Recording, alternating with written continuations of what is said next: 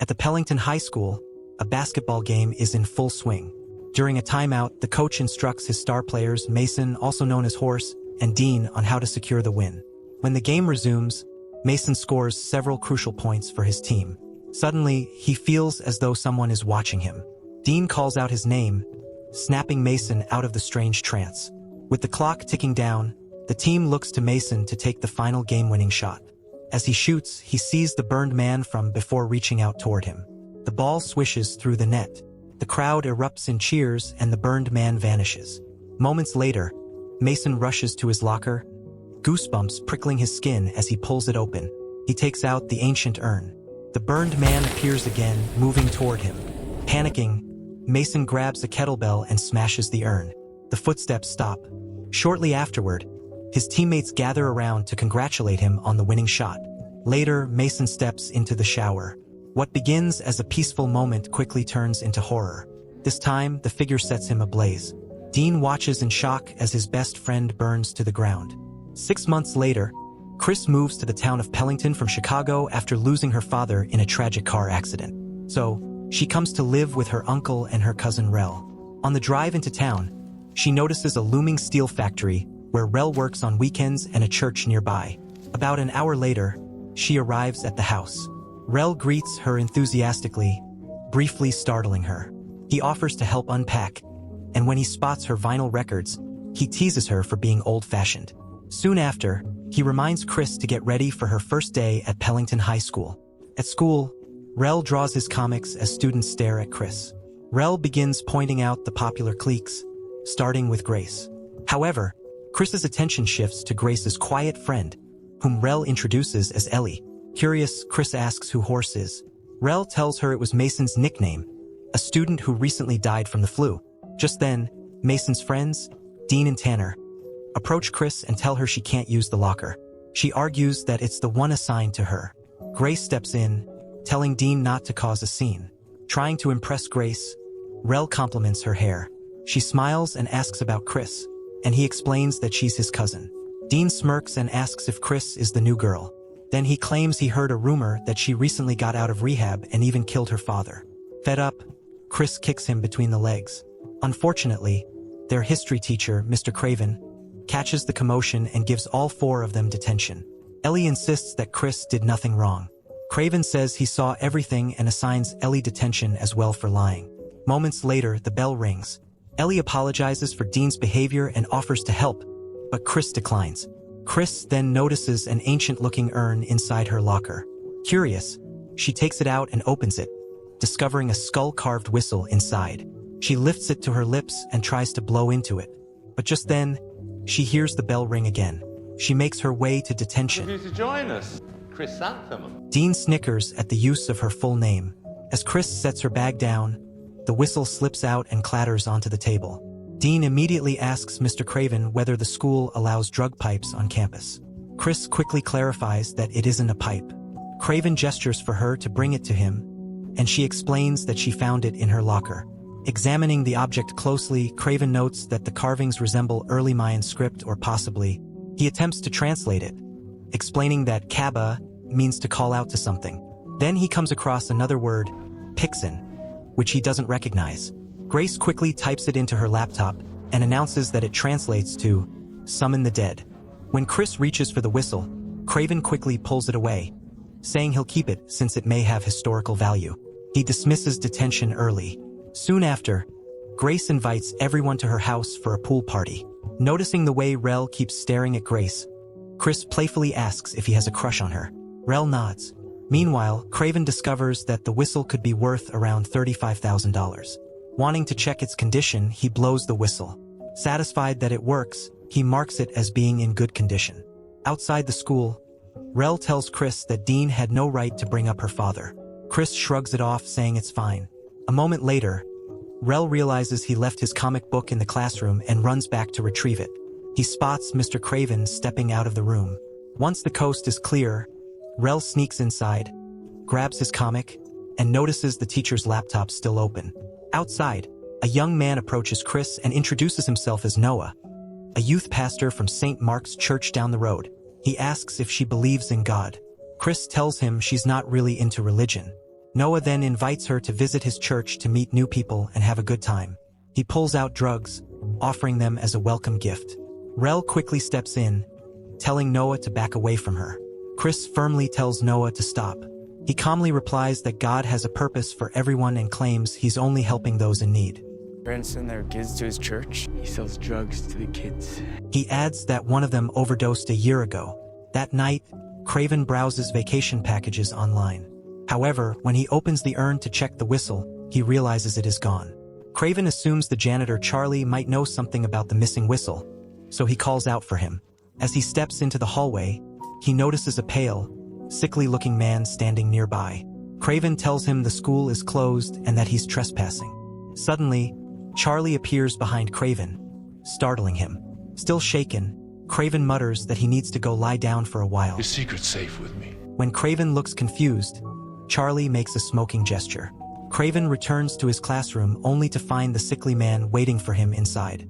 Suddenly, Craven begins coughing violently as his lungs start to fail him. Within seconds, he collapses and dies. Meanwhile, Rel and Chris arrive at Grace's house for the pool party. Then, Rel shows everyone the whistle. Dean jokingly suggests calling his grandfather, but Grace quickly points out that his grandpa isn't dead yet. She then notices her little brother Timmy hovering nearby and firmly tells him to go back to his room. Examining the whistle, Grace admires its intricate design and calls it beautiful. Ellie, who works part-time at the ER, quietly remarks that death is anything but beautiful. Dean dares his girlfriend to blow the whistle. Chris makes it clear she wants no part in summoning anything related to death. Ellie gently tells her she doesn't have to go.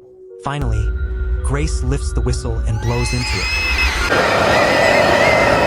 After a few seconds, Dean suddenly asks if anyone else can hear that. Chris says her goodbyes and starts to leave, but Ellie stops her and invites her to the local harvest festival the next day. Chris hesitates for a moment, then smiles. Just then, Rel rushes out and tosses Ellie her diabetic insulin pouch. Ellie thanks him, then explains to Chris that she's late for her hospital shift.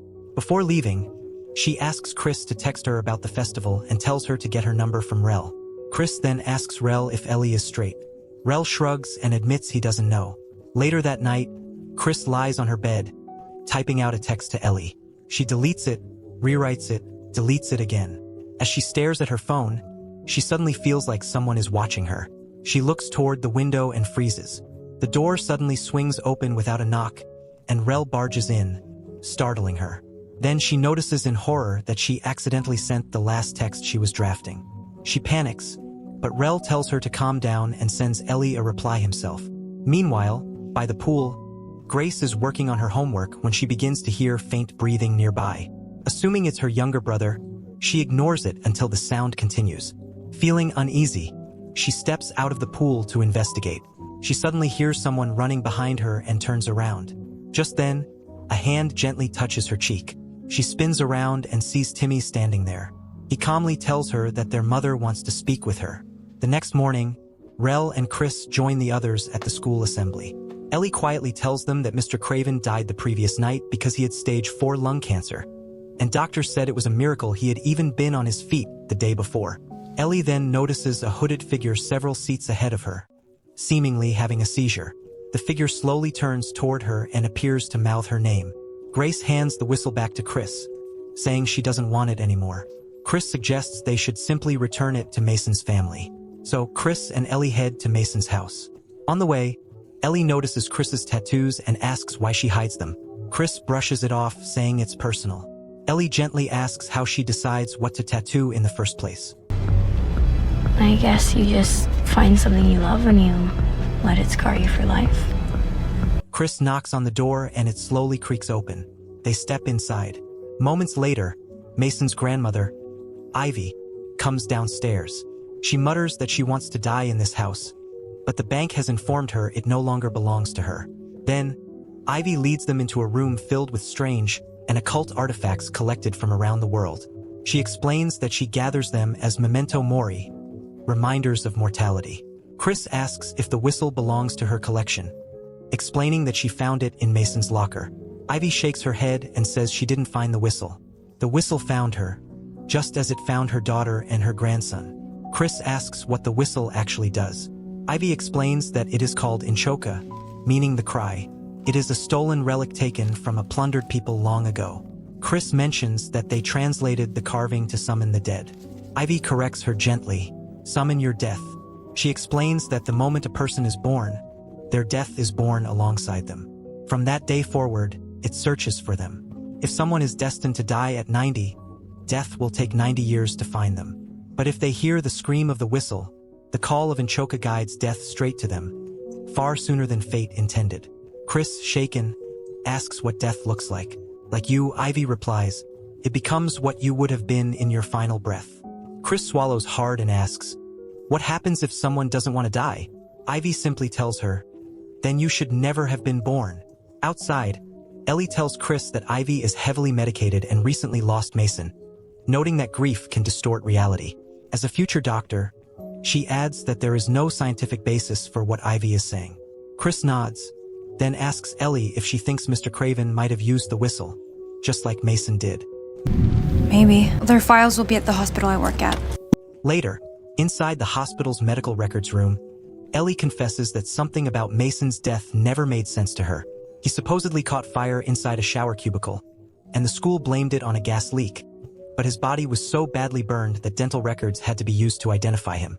Suddenly, a doctor enters the room, and the two girls scramble to hide behind a shelf. Chris grabs Mason's dental record, then asks how old he was when he died. 17, Ellie replies.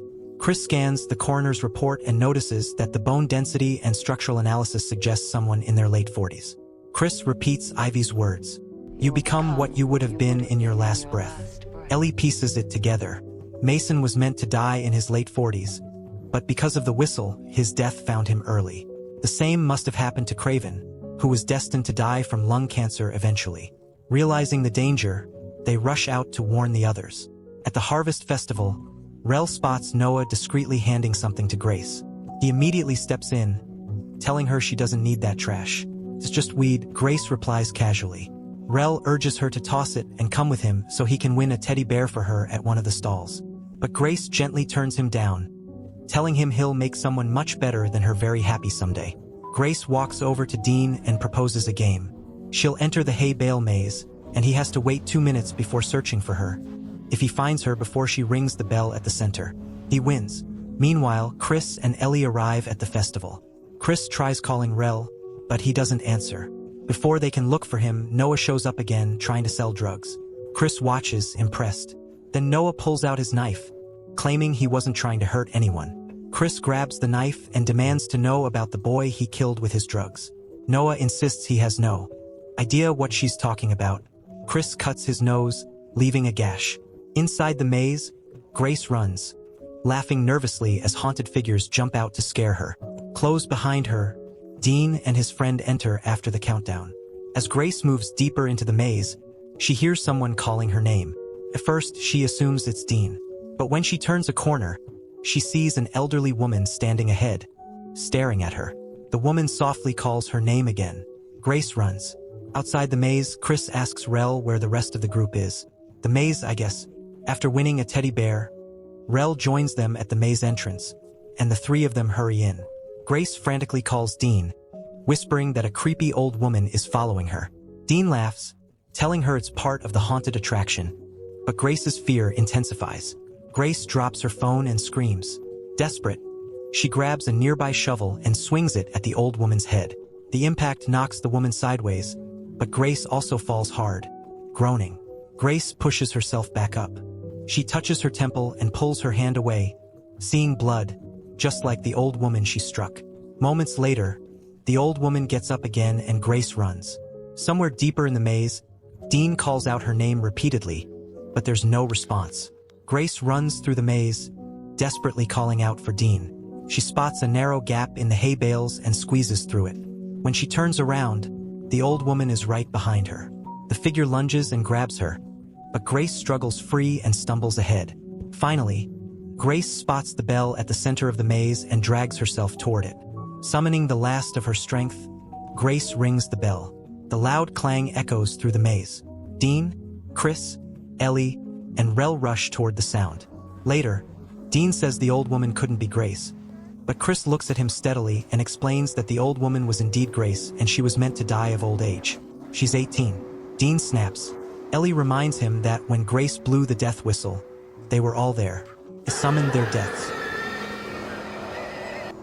I feel it watching. I've seen it too. Dean scoffs, refusing to believe any of it. He says he's going home and will wait for Grace to call him. Then Dean blames Chris, insisting that all the strange events started happening the moment she arrived in town. Rel steps in, pointing out that Dean was the one who dared Grace to blow the whistle. Her fault she's dead. Dean shoves Rel to the ground and coldly tells him that someone like him could never end up with a girl like Grace. Later that night, Dean locks himself in his room. He suddenly notices a bloodied figure standing in the corner. Panicked, he switches on the light and the figure vanishes. His father knocks on the door. Dean claims he just had a nightmare, but his father isn't convinced. He asks him if he has been drinking again and warns him not to drink and drive, saying it could very well be the death of him. At Rel's house, Chris asks Ellie how he's holding up. Ellie explains that Grace was his childhood crush and that he's heartbroken. After a heavy silence, Chris confesses something she's never told anyone. A year ago, she overdosed. Her father found her unconscious and rushed her to the hospital. On the way, a truck crashed into their car. He died. She survived. Ellie softly apologizes. Chris says she keeps listening to her father's music because it makes her feel close to him. Then Chris admits she sometimes wishes she had died instead of her father. Ellie leans in and kisses her. Chris pulls back surprised and laughs nervously, saying she's not as smart or put together as Ellie. She smiles and replies, "But you're Chris." This time, Chris kisses her back. Out on the terrace, Rel suddenly has a vision of himself being crushed by machinery inside the steel factory. The next morning, the trio visits Ivy, who is now on her deathbed. Chris tells her that the whistle has claimed the life of one of their friends and asks what it wants. Ivy explains that ancient civilizations once offered souls to satisfy their gods of death, and that Anchoka has been collecting them for thousands of years. Ellie asks how they can stop it. Ivy replies that death is unstoppable and that once it is summoned, it will not relent. But she reveals that there is one way to alter its course. When death is near, they must mark their blood on someone else, offering a new sacrifice to Anchoka. Suddenly, Chris sees her own death standing nearby. With her final breath, Ivy whispers that death is not a choice, but living is. Rel considers the idea of sacrifice. Chris and Ellie immediately reject it. Chris admits she saw her death. It looked like she would overdose in the future. Desperate, Rel tries once more to convince them, but when they refuse again, he storms out. Meanwhile, Dean watches a news report about the Pellington Harvest Festival tragedy. Authorities have recovered the body of an unidentified elderly woman. He switches off the television. His bedroom door cracks open. He sees the same bloodied figure again. His father calls from outside asking if he's okay. Dean doesn't answer. Instead, he barricades the door, terrified the creature will enter. His parents pound on the door, demanding he open it. The figure touches him. In an instant, Dean's body twists violently like he's caught in a high-speed crash. His parents finally break down the door and scream at the horrific sight. Later, Chris and Ellie reach Rel's house, but he's nowhere to be found, so they decide to head to the steel mill where he works.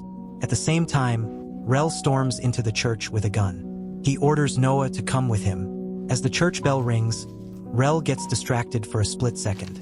Noah grabs the gun and tries to fire, but the magazine is empty. Rel takes advantage of the moment and knocks him unconscious. At the steel mill, Rel ties Noah to a chair. He tells him this is where he is fated to die, so this is where Noah will die.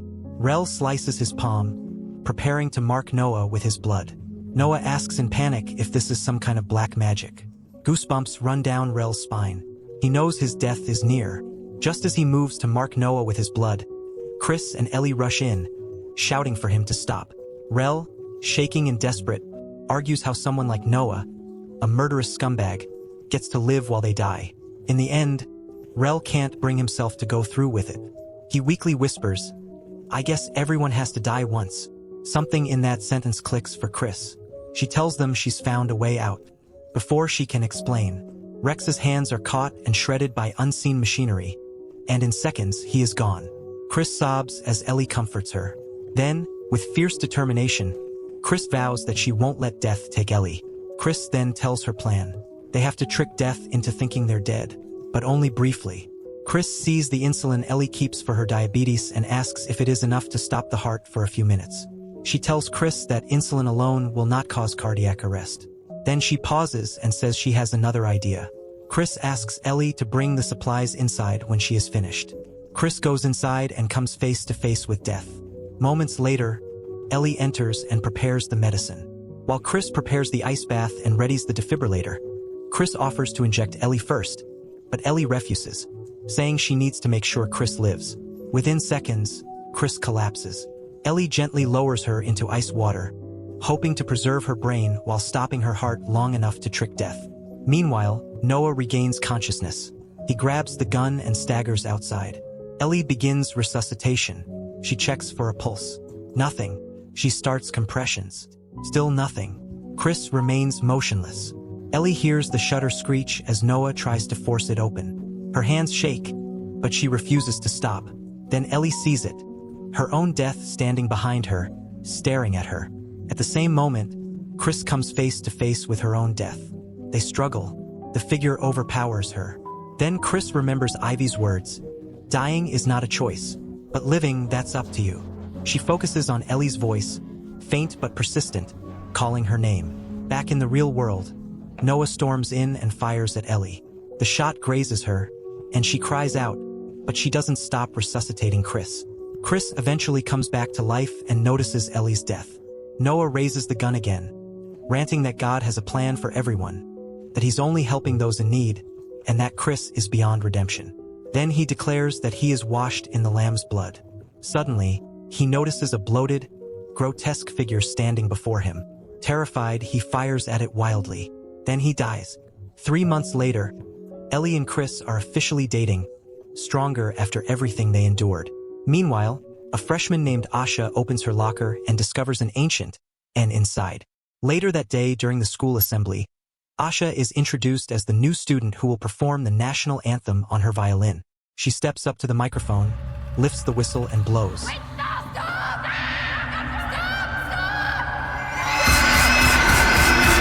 And that brings us to the end of today's recap. Thank you so much for watching all the way through. If you enjoyed this video, don't forget to like, comment, and subscribe. I truly appreciate your support, and I'll see you in the next video.